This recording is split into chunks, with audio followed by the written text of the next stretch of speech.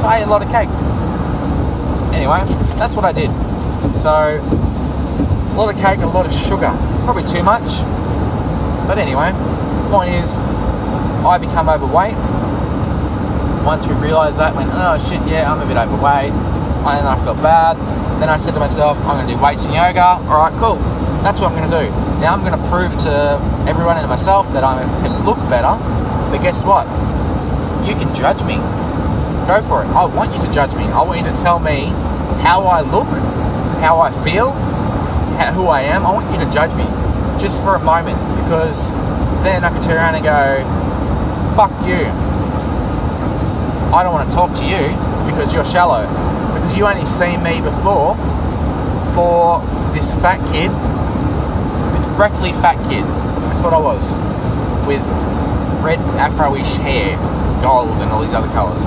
That's all you see me for me. I was happy with myself at times. I wasn't happy with myself all the time because I allowed people to make me feel bad. People make you feel bad, but like I said earlier, you're allowing it. No matter how much you argue with me, you're going, okay, you are making me feel bad. I guess I feel bad. Therefore, you're allowing it. Oh no, I don't want to feel bad though. Please don't make me feel bad. But you keep going and going and going. Then you get to the point where you go, yeah, okay, I feel bad. I am fat, or I am ugly, or whatever you may be. But you're no doubt beautiful on the inside, as the dumb saying goes. But I lost all that weight. I exercised. I actually got pretty solid, like I was pretty fit. Back then I sort of had this bushy sort of, I wouldn't say a beard, but it wasn't very attractive, whatever was going on there. I used to wear 6XL pants after I lost weight too, mind you. So I was wearing massive pants, massive jackets, whatever else. And then one day, about 8 months later, it was summer. I went down to the local swimming pool, which is a small town. Everybody knew who I was at the time, knew that I was a hermit because I never came out until night because I didn't want people seeing me during the day because I judged myself then. So I lost all the weight, got fit, went to the pool, walking, just towards the diving board, I remember, and somebody gave me a wolf whistle. And I thought, well, that's not for me because, well, that's never happened before. I look over it, it was actually one of my female friends.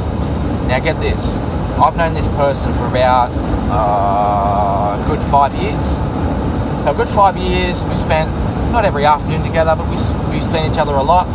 Her and her brother, we got to know each other quite well. We obviously never dated because she didn't see me like that, which is fine. But she was my friend, a childhood friend. That's the point I'm making. So she never judged me because she was my friend. She never looked at me like that. But suddenly, I was shaved, I had my hair cut, I wasn't wearing a shirt, I was wearing shorts, and I got wolf whistled by that person. Now when I turned around and looked, she looked at me like a dog hears a whistle. Like they turn their head and go, huh? Like, who's that? And then they go, oh, it took them about 15 seconds, and then she's like, Candy? And I'm like, yeah.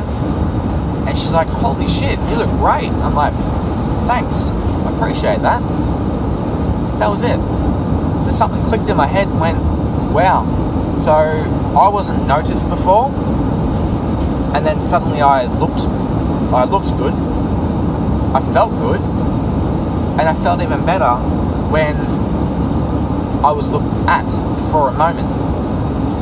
Now, problem is, this day and age, with how many likes you get on a photo, all that sort of shit, the more you get, the more you're liked, the more pretty you are, apparently. Even though half the people are wearing makeup or having a filter. But you know what? Fine. That's the way you want to be looked at. That's fine. I don't care. I'm not going to judge you. People do judge you though, all the time. People might call you fake. People might say, take the filter off, and then you have the whole no filter thing. That's fine. I don't care.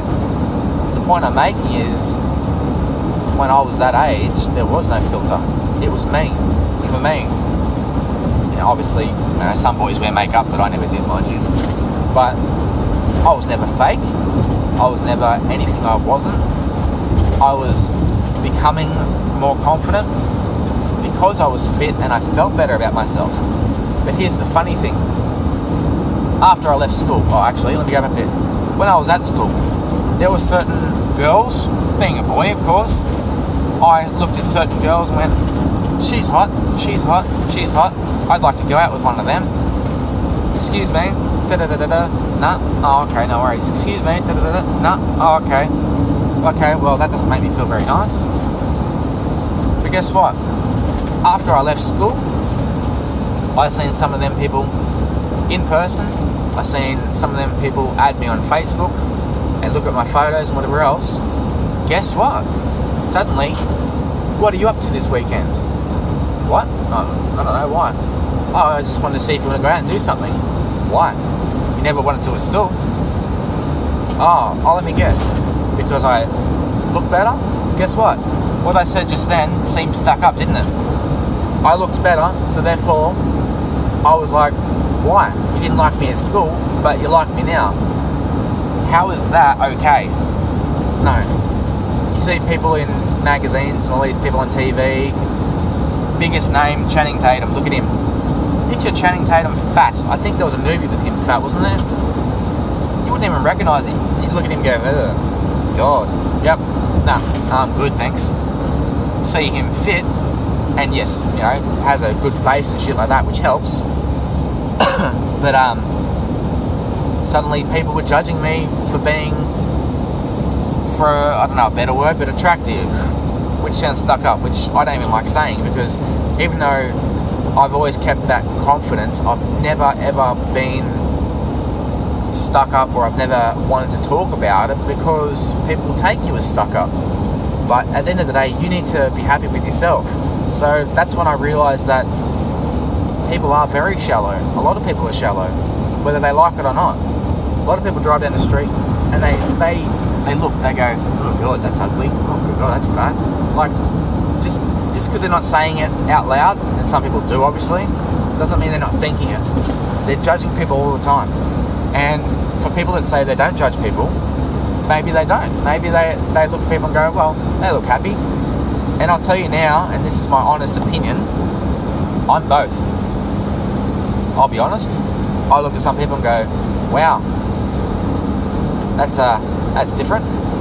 Cool, no worries. No, as long as they're happy, I don't care. It doesn't affect me, does it? Just what my opinion is doesn't change them.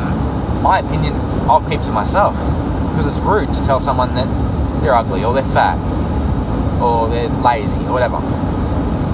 But here's the little catch. I don't feel sorry for people that choose to not help themselves and allow other people allow them because they don't have any self-confidence or self-worthiness or whatever, self-esteem. I don't think it's okay for them to have the poor me card. And that's very controversial, I know. But think about this. I had the poor me card. No one gave a shit. I asked people, I reached out to people and said, I need help. Somebody help me. Probably one person reached out and went, yeah, I'll help you. Yep, cool. Now I've known that person forever. I still talk to that person here and there. I don't talk to them regularly, but they help me. So it's amazing if I can help you, and being this day and age, things can go viral. And I know I've talked for a long time. As you know, I'm on a 3.5, whatever it is. I can't even remember how far away this is. Well, I've still got another hour and 50 to go. So I thought, if you're still sitting there listening to me mumble, whatever, you're either interested to hear what I'm saying, or you want to feel better about yourself. A lot of people go to motivational speakers and stuff like that. That's fine. I do believe in that sort of stuff, because sometimes you need a kick in the ass. Sometimes you need somebody to motivate you. Why do you think we have personal trainers? oh no, this is how you do it, that's how you do it. Yeah, that's cool. I could have learnt that. I could have learnt that on the internet, how to lift something and how to do this. But I chose to have someone physically in my presence to make me feel better, to show me how to do something. I asked for help. That's what a personal trainer is. That's what a masseurist is. I have a sore back. I have a knot in my back. I need you to help me. I can't do this myself. And there's nothing wrong with asking for help. There's nothing wrong with it. Recently, I've got a really good friend that's promoting Talk to Me Bro. Yes, it could be pushed towards guys because it's Talk to Me Bro. Girls say Talk to Me Bro too. I'm not quite sure, to be honest. I probably should have done some more research before I talked about it. But in my opinion, let's just assume that it's for blokes. I'm not saying it's blokes only. Let's just presume it is for a second. Think about blokes. Blokes aren't supposed to talk about their feelings. Because if you talk about your feelings, guess what? You're labelled as a sook or a girl, which is obviously offensive to girls. But that's what you're labelled as, because guys can't talk to other guys, can they? Because if you talk to another guy, suddenly you're not a man. You're not a big macho man. You're like, I'm talking about my feelings. I'm such a sook. No. The people that hold it in are the people, in my opinion, like myself sometimes, are the people that cause more damage than good. Because not talking about something, it's just bottling it up. It's like putting a message in a bottle, sealing the bottle up, throwing it in the ocean, and it's going up and down and up and down and up and down and up and down. Then you have another bad thought, you put it in a bottle, you throw it in the ocean. How hard is it to swim out into the ocean and get them back if you've let them been thrown out for longer than, let's say, half an hour? No idea? I don't know either. But I'm pretty sure a current will suck them out at some point. Some might come back with the waves, some might not. It sounds like a big wise philosophy, but think about it. That's what you're doing. You're putting all these thoughts in a bottle, which is your head, and you're throwing them deep down. Which is where a lot of people have, their anxieties, their trauma, a lot of things like that. Which is another thing that interests me, which is what I'm learning about. And you don't realise how much it affects not just yourself but other people. Because throwing all them bottles out and hoping that there's a rock out there which is nowhere near the surface, break them bottles and help you, won't happen. You need to go out and you need to find what's causing the problems in yourself, and you need to get them bottles, and you need to carry a big dirty rock with you, big sharp rock, and you can smash them. Because there's no other way I think I can explain it. You just don't allow other people to influence your life. People will track you different ways. That's always going to happen. You can go down a career path and there'll be somebody there guiding you, being a teacher, being whatever, a master or whatever you want to call them. They'll be guiding you. So they're guiding you to where you want to go. But they're guiding you. They're helping you. They chose to do that. They chose to help somebody else. Kind of like a volunteer. So for a bloke to say, the world sucks, I hate the world, whatever else, yeah, that happens all the time. I've seen it firsthand. I've had grown men pretty much burst out into tears in front of me and tell me their problems, their issues. But guess what happened when they were finished, done crying like a baby? They felt better. They offloaded. So a lot of people have a stigma of don't talk to them or don't do this or don't do that because you're labelled. So you're only labelled because you're allowing them to label you. You don't need to tell somebody that you're going to talk to someone for help if you choose not to. If you want to go talk to someone, if you want to get on the phone and call someone, offload, go for a walk in the middle of a paddock, offload to somebody, cry if you need to. I've seen grown men cry all the time. it doesn't make you less of a man. If anything, it makes you more of a man, because I've always been told the saying from a lot of different people, grown men cry too. And you don't need to cry to be a man, so to speak. But if you don't cry and you just allow that just to stay up in there, guess what happens? You lash out at other people. You don't even realise it. So sometimes take the time to go out. You don't have to cry. Go out and scream. Do what you want to do. I listen to a lot of heavy metal, so there's a lot of energy coming from that. When I ride, there's a lot of energy coming out of that. I've got my own outlets, so I do Muay Thai as well. Love that. I get punched in the face from my coach because I do one-on-one, and I laugh. He calls it nervous energy, but I'm releasing that nervous energy to make me learn. So there's different tactics of different people that do different things. So understand very clearly that it's okay to talk to other people, and it's okay to be selfish. So it's okay to be selfish. I mean, that should be a sticker I should put on my car. It's okay to be selfish.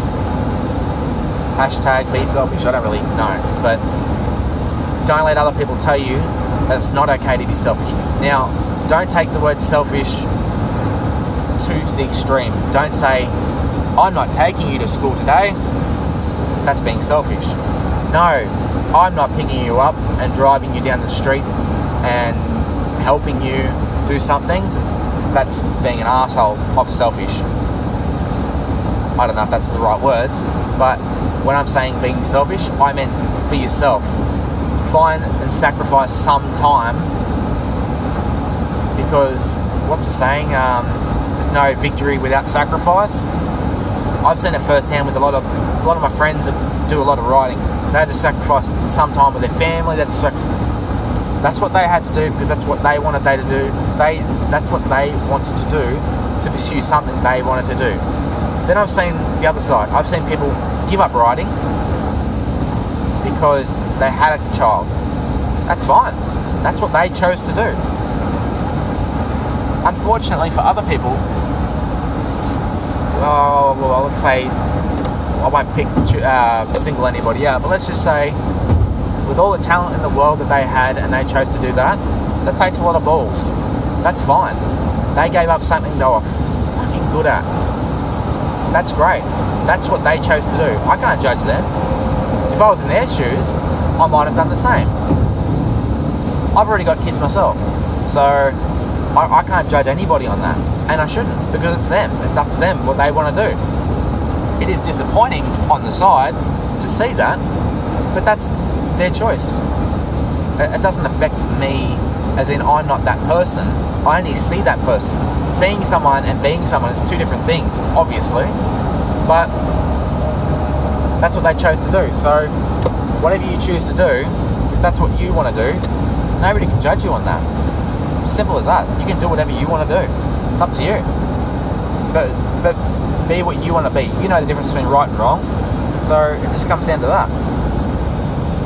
But anyway, the absolute end point is, if you want to be selfish to a degree where you can find that extra half an hour in the day to go exercise, that extra $50 in the week to do something you want to do, and not allow other people to judge people. It's only when you get addictions, it's only when you become an alcoholic, or only when you have a gambling problem or a drug problem, that's when it is okay for other people to step in and help you, whether you want them to or not. Yes, I did say earlier, only you can change you, that's fine.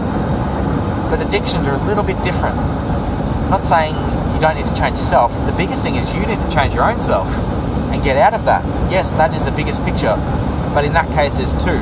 There's you need to help yourself, and you need other people to help you to get through it. No matter how strong you are, some people just can't get through it. And they'd rather just be on drugs or drink or gamble. That's what they would rather do, because that's what they think makes them happy, because it's artificial. It's not real. And it's easier to do something artificial than it is to be real. It's harder to be sober than it is to be drunk or on drugs. It's so much harder. So what do? You just put it to your mouth, eat it. Put it to your mouth, drink it. Put it in your arm, shoot it. How easy is that? Pretty easy. Not for me. I might have a drink here and there. So what? I don't drink every day. And if I did, that's up to me. But that doesn't make it okay. That doesn't make it, what's the word? That's what you chose to do though, really. So unless it affects not just yourself but other people to the point where you won't go to work anymore because you'd rather go out and get a hit, or you'd rather, get drunk because it makes you feel better, you need to change this, your mind. You need to change your mindset. And I can't really tell you any more that what helped me, everyone's different, but I know it helps millions of people, is exercise and eating right. And one thing I've learned, and I haven't started it yet, but people have a problem with meditation. Now, don't let me put you off with that, because you think, you're going to sit there with your legs crossed and your fingers like, and go hum and all that. No, that's not what I'm talking about. There are a lot of different types of meditation. Now, the meditation I'm talking about is what's something I'm going to start soon. I've been reading a book on, to some people it might seem like a fad, but a lot of people do it, from friggin' Jerry Seinfeld to Oprah Winfrey to Hugh Jackman to, can't think of the other names, but a lot of these people do it. Now, the reason why I have chosen to, I just seen the book in Kmart and went, cool, that looks like something I'd be interested in, I suppose. Maybe, I'm not sure. I've never done meditation before. No, I don't think I really will. Put the book back. I picked up another book. It looks like a good book, so I grabbed that book. Can't tell you what it's called though, mind you. I can't think what it is. Something else to do with like a, self-well-being and how to make more positive decisions and stuff like that, which I already think I do, but there's no harm in studying a bit more, is there? But anyway, the book that I chose drew me back pretty much. So I was like, looked at it and went, you know what? I'll get that. I think it was like $12 or something. So I got it. I thought, well, what's $12 to read a book? I don't read very often, so do more reading on Facebook, don't we? When you scroll, could have read a novel by then. Anyway, the book that I'm reading basically entitles that this meditation isn't a normal meditation. You need to put 20 minutes in the morning, get up 25 minutes earlier, do it for 20 minutes, and then during the day, mainly before dinner, when your body isn't producing more blood to your stomach when you're eating or drinking, you need to do it before dinner, 20 minutes, so that's 40 minutes a day. People say in the book, so you allow yourself to go to the gym for an hour, twice a week. Yep, cool. So what's that, 2 hours? So what's that, 6, 20 minutes. Now you do 2 20 minutes a day, 2, 4, 6, that's 3 days. So for 3 days, you're doing 2 lots of exercise for your brain, really. So some people say very clearly in the book, they don't have time to do that. There's 24 hours in a day. Yes, you may have kids. I've got kids. I've got to go to work stupidly early. But then I thought about it. When I start this, if I've got to get up at 5:30, I'm going to get up at 5 o'clock. Alright, so no, that's an extra half an hour sleep I could have. Yeah, it is. That's right. But the purpose of this meditation is to give you more energy, less anxiety, less stress, all these other normal benefits that should be normal in your life, that you don't have time to go out of your way to relax and all that. People think you have to go to a day spa to relax, which is fine, but it's a different type of relax.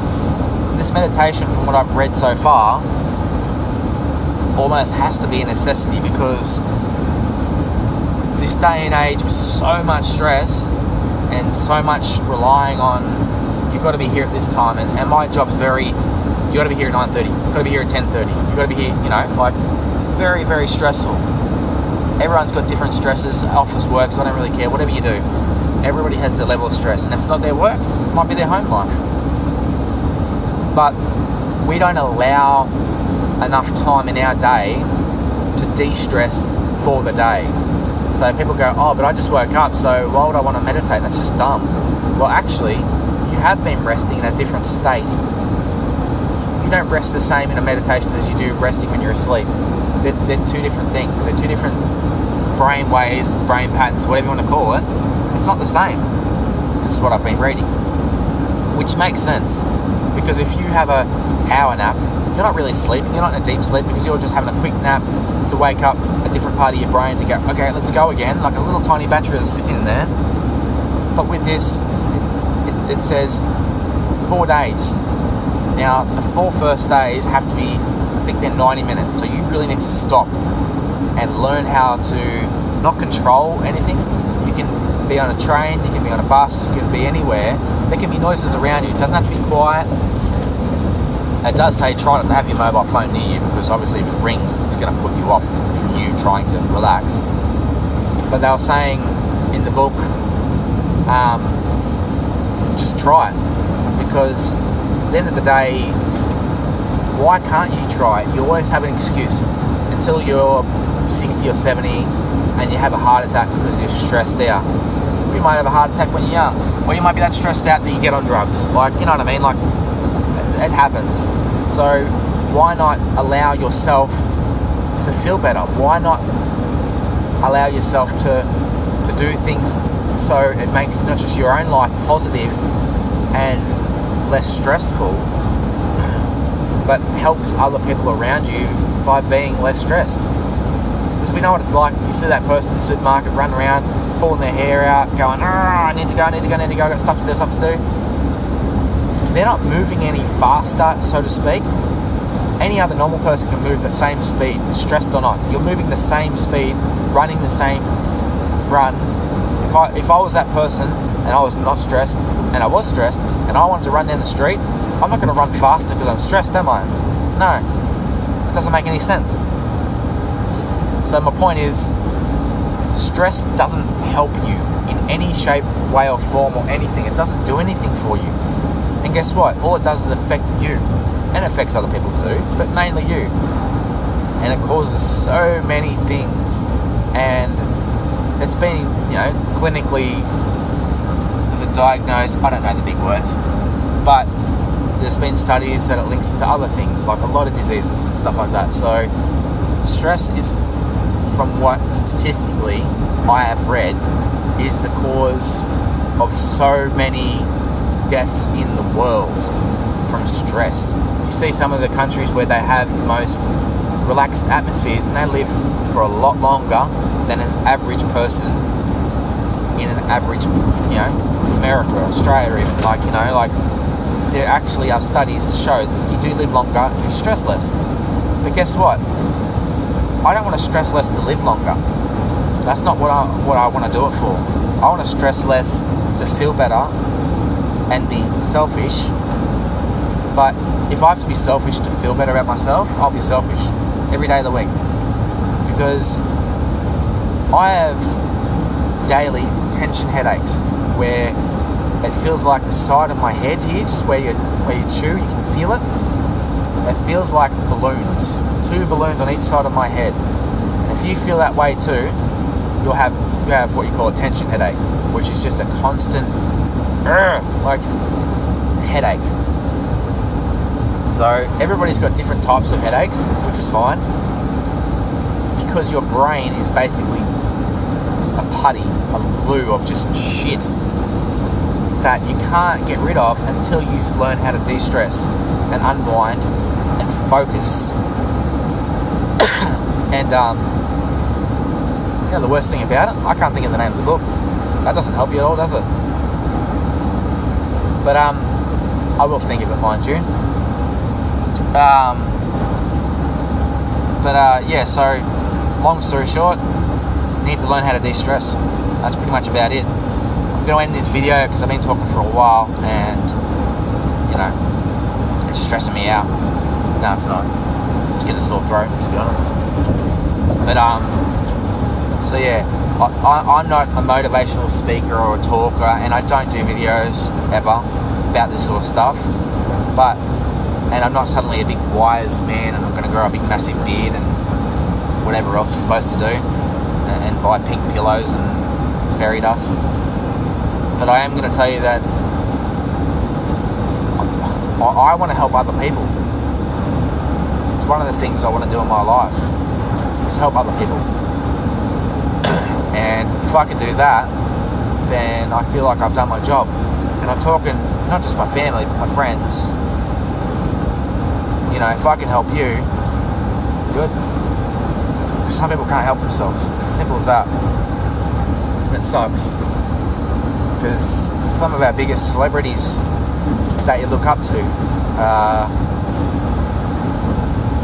Robin Williams, funniest bloke in the world, suicide. Chester Bennington, the lead singer of Linkin Park, killed himself. One of the most humble, nicest people I've ever seen, from clips to, you know, YouTube clips and everything like that, to you know, hearing things from Mike Shinoda, which is another part of Linkin Park, who makes his own music. You just sit there and think, wow, it doesn't matter who you are, it doesn't matter where you're from, just these stresses and these black clouds